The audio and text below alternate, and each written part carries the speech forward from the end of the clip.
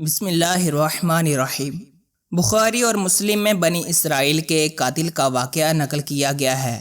حضور اکرم صلی اللہ تعالی علیہ وسلم نے اللہ کے ہاں توبہ کی قبولیت سے متعلق صحابہ کرام کے سامنے بنی اسرائیل کے ایک قاتل کا نہایت خوبصورت اور ایمان افروز واقعہ بیان فرمایا کہ بنی اسرائیل میں ایک شخص چوری، ڈکیٹی اور قتل میں بہت مشہور تھا اور نہایت معمولی سی بات پر قتل کر دیتا تھا۔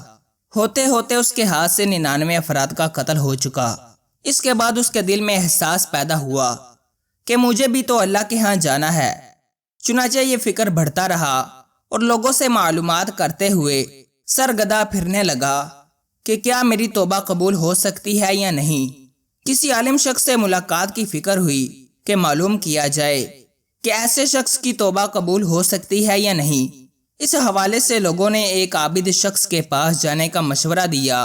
اس شخص نے اس کے پاس جا کر مسئلہ معلوم کیا، کیا میری توبہ قبول ہو سکتی ہے اور کیا میری مغفرت ہو سکتی ہے جبکہ میں نے 99 انسانوں کی جان ماری ہے۔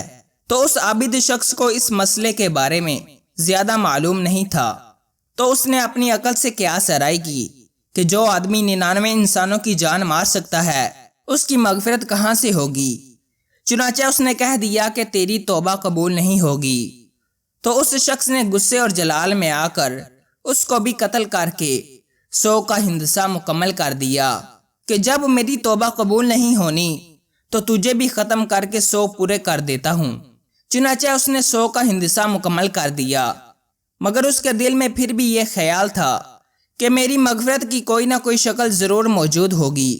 اس لیے اس نے لوگوں سے پھر معلومات کا سلسلہ جاری کر دیا کہ روئے زمین میں سب سے بڑا عالم کون ہے، وہی میرے مسئلے کا حل بتا سکتا ہے۔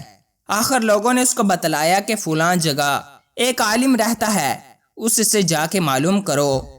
چنانچہ اس نے اس عالم صاحب کے پاس جا کر اپنی زندگی کی ساری کارگزاری سنائی اور 100 آدمیوں کو کس طرح سے قتل کیا سارا کارنامہ سنا دیا۔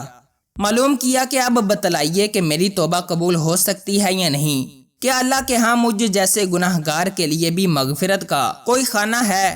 تو اس عالم صاحب کو چونکہ علم تھا تو اس نے بتلایا کہ تیرے گناہ معاف کرنے میں اللہ کے ہاں کوئی رکاوٹ نہیں۔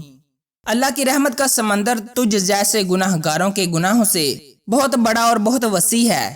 چنانچہ اس عالم صاحب نے اسے مشورہ دیا کہ تم فلاں جگہ سفر کر کے جاؤ، وہاں کچھ اللہ کے بندے رہتے ہیں، ان کا مشغلہ صرف اللہ کی عبادت ہے، ان کے ساتھ مل کر اللہ کی عبادت کرو اور نادم ہو کر اپنے گناہوں کی معافی مانگو، انشاءاللہ تمہاری مغفرت ہو جائے گی۔ جب اس شخص نے آدھا راستہ طے کر لیا تو ملک الموت آ گئے۔ اب اس کی روح لے جانے کا مسئلہ کھڑا ہوا۔ آسمانوں سے رحمت کے فرشتے بھی آئے اور عذاب کے بھی۔ رحمت کے فرشتے کہنے لگے، اس کی روح لے جانے کا حق ہم کو ہے، اس لیے کہ یہ سچے دل سے تائب ہو کر عبادت کے لیے جا رہا ہے۔ عذاب کے فرشتے کہنے لگے، اس کی روح لے جانے کا حق ہم کو ہے، اس لیے کہ اس شخص نے کبھی کوئی نیکی کا کام ہی نہیں کیا۔ اسی دوران آسمانوں سے ایک فرشتہ آیا۔ بعض روایات سے معلوم ہوتا ہے کہ یہ آنے والا فرشتہ حضرت جبریل امین تھے۔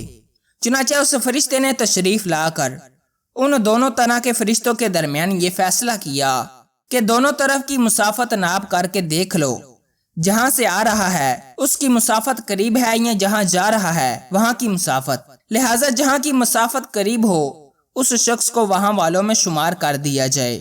چنانچہ دونوں طرف کی زمین ناپ کر دیکھی گئی تو جہاں جا رہا تھا وہاں کی مسافت جہاں سے آ رہا تھا اس کے مقابلے میں صرف 1 بالشت قریب ہے۔ چنانچہ فیصلہ ہوا مقام عبادت صرف 1 بالشت قریب ہے، اس لیے رحمت کے فرشتوں کو اس کو لے جانے کا حق حاصل ہوا۔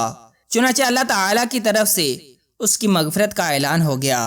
ایک روایت میں آتا ہے کہ حضرت قتادہ رضی اللہ تعالی عنہ فرماتے ہیں کہ حسن رضی اللہ تعالی عنہ نے فرمایا کہ ہم سے یہ ذکر کیا گیا کہ اس شخص کے پاس جب ملک الموت آیا تو وہ شخص سینے کے بال اس سرزمین کی طرف گھسیٹتا چلا گیا۔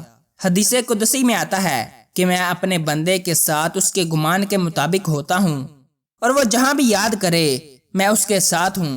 اللہ تعالیٰ اپنے بندے کی توبہ سے اس سے زیادہ خوش ہوتا ہے جتنی خوشی تم میں سے کسی ایسے شخص کو ہوتی ہے جس کا جانور بیابان میں گم ہو کر پھر اسے مل جائے، اور جو شخص ایک بالشت میری طرف آتا ہے میں ایک ہاتھ اس کے قریب ہو جاتا ہوں، اور جو شخص ایک ہاتھ میرے قریب آتا ہے میں اس کے باغ یعنی پھیلائے ہوئے دونوں ہاتھوں کے درمیان کی مسافت کے قریب ہو جاتا ہوں، اور جب وہ میری طرف چل کر آتا ہے تو میں اس کی طرف دوڑ کر آتا ہوں۔